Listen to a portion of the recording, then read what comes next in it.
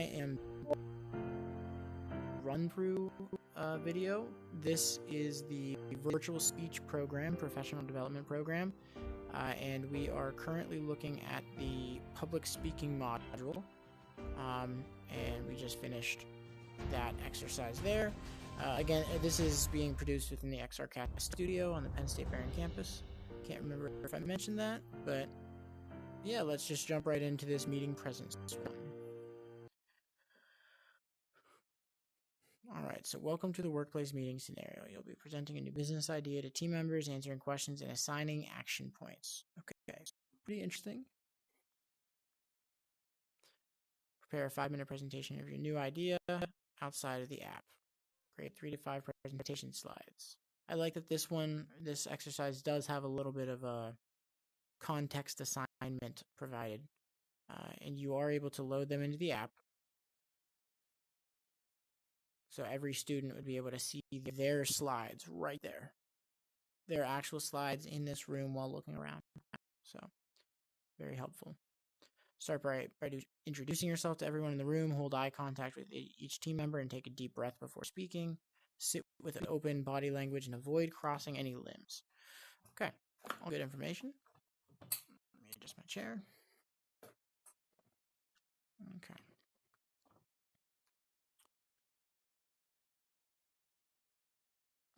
Am I supposed to go through this? Probably is not the time when I'm supposed to look at you all and introduce myself, introduce the project, yada yada. They will now introduce themselves, listen carefully to their names, their job roles, and reasons for attending the meeting, as you'll be quizzed afterwards on them. So I do really like that part as well. Lets you know that there will be a quiz, and now this exercise is going to be obviously all about, without writing anything down, just try my best to remember enough of each of these, or enough about each of these people. Andrew, leading the web development team. I wanted to check if any changes to the website were needed for this idea going forward. Hello, Andrew. Hi, I'm Claire, Senior Manager of the Sales and Marketing Department, here to see if any marketing efforts will be needed to help this project. Hello, Claire. Sarah, Manager of the Internal Project Funding Team. I predict you'll need some internal funding, so I'm here to see how I can assist you. Mark here. I've been head of the research and development team for 5 years now. I was interested in how this project could apply to my department. Hello. Darn it. All right, web development was the guy right there. That's Andrew. Claire was sitting right there. She was with sales and marketing. How long has Mark been the head of R&D? I think 7 years. Oops. Sarah's the manager of which team? Project funding, I think. Yep. Who will help you with the marketing idea? That was Claire. Website will go through Andrew. That's a cool. That was a little challenging, and that is cool to get into the process of remembering people's names in a meeting when they throw it at you like that. Hope I didn't read that. Darn. Maintain eye contact with all the colleagues. Speak clearly and loudly. Avoid undecisive language and use of pauses. Okay. So in my presentation,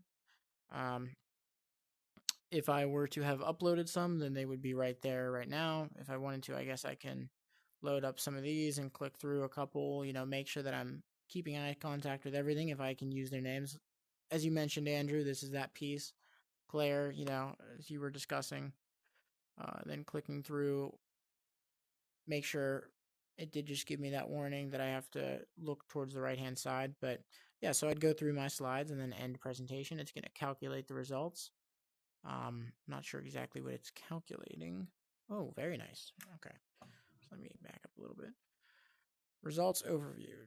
How long I talked. That's good to know. Eye contact, filler words, it detected. 196, so I was talking very quickly. I gotta learn how to slow down. Listenability. Interesting. I wonder what they use to judge that, but let's see. So I can, tells me more about each of these. Very nice. Actively enabling the audience to focus on what you're saying. Pause if you need a moment. If you feel nervous, take a deep breath and slow yourself down. Okay. Recommends a speaking rate, so I was higher than that. I definitely need to slow down a little bit. Loudness could be a little bit better. So measures how easy your speech is to listen to based on sentence and word length, speech structure, speaking pace, tone, and several other metrics. Okay. Easily understood by an average 11-year-old student. Nice. Keyword count, so it didn't include that. I could play the audio recording. If I were to have uploaded some, then they would be right there right now. If I wanted to, I guess I can load up some of these and click through a couple. Okay. So that shows that functionality. I could upload other.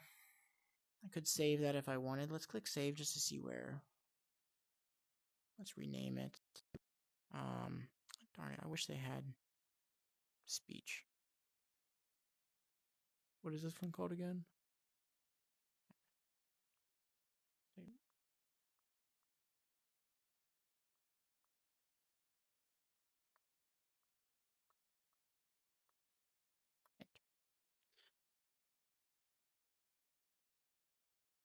It's nice that it automatically sends to admin. So if a faculty member were to assign their students and they say, hey, you gotta send me your recording, they can actually do that right there. That's nice. And if before I did that, I could have technically done redo. So if I didn't like my recording, I could go through it. The student could go through it 4 or 5 times until they're satisfied with their recording, and then they can send it off. So save your speech so you can listen to it later in app or online. Very nice. Saving and uploading, save completed. Okay, so I'm going to just do close and continue. What difficulties and roadblocks do you think will come up when implementing this idea? So they just asked me a question about roadblocks. I think that was coming from her. So in terms of financing, here's a couple things I'll mention will probably be a roadblock. We're too short on labor hours at this moment, and some of the equipment that we need. There's a longer supply chain process right now, so we have to pay more for shipping, or we wait on the delays. So, can you give us a rough timeline for the project? What changes or shortcuts would need to be made in order to reduce time to implementation?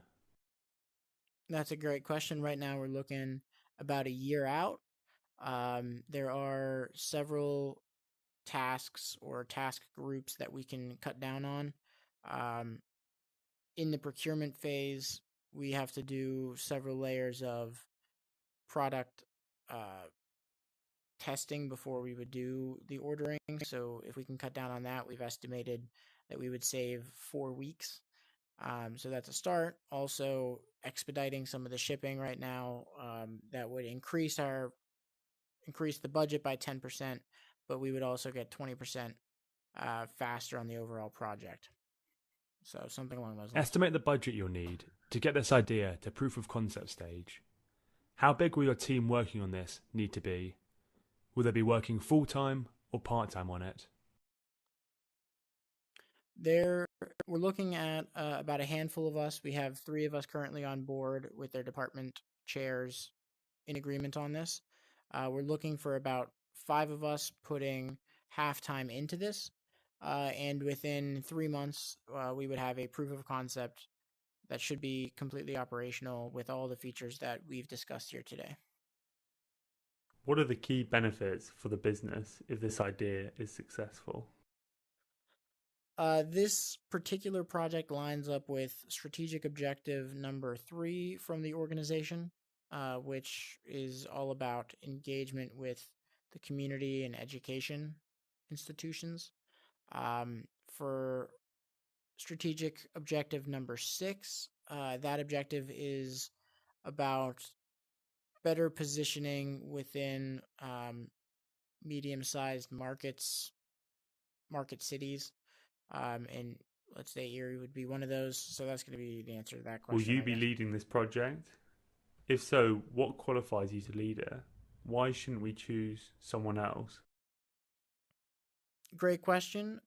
In this particular project, I have been chosen as the project manager by the director of the VAR lab.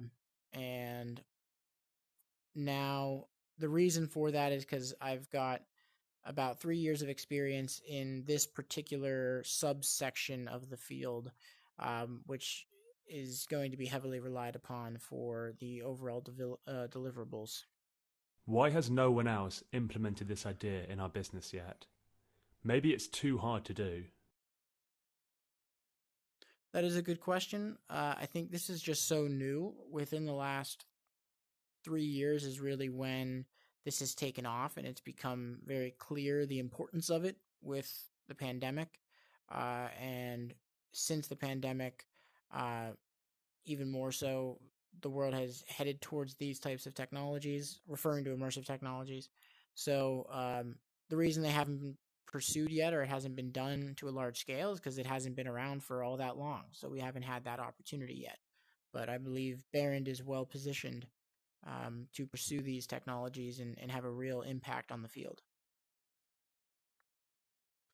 All right, so that was pretty good. Finish the presentation by describing the action points and who needs to complete the task. Use the colleague names when setting the task. That's a good point, because now they're making me again remember back to who those people were. Darn. And I don't know what's with this menu, how I can get it at. Close and continue. Darn it. I don't know. I guess I just skipped that last part. But that was a cool feature, that I would have to have an action plan. So if the students are to prepare their own presentation, making sure that they do have an action plan to be distributed to 4 people. And then if they could have to remember and then mention, like, hey, Andrew, this is going to be on you. And I like the idea of action points, actually establishing, like, some quantitative, hey, this is a bigger task. So even if 2 of them go in on it together or something. So save scene, or scene complete. You learn how to build a meeting presence through preparation, engage the room, improvise, use body language, and speak up. So that was a very cool scenario. Also a little bit of a longer one. So again, these ones for public speaking are quite extensive. And I would say I feel much more comfortable. And if I were to run through this 2, 3 times, I think that would be really good. But I'm going to cut it off here. I'm not sure how long this one was, but I don't want to keep them going for too long. So that one was all about meeting presence. And this is looking at the VirtualSpeech program on a Quest 2. This is another chapter of the VR run-through series in the XRcast Studio. So, yeah. Stay tuned and check out more.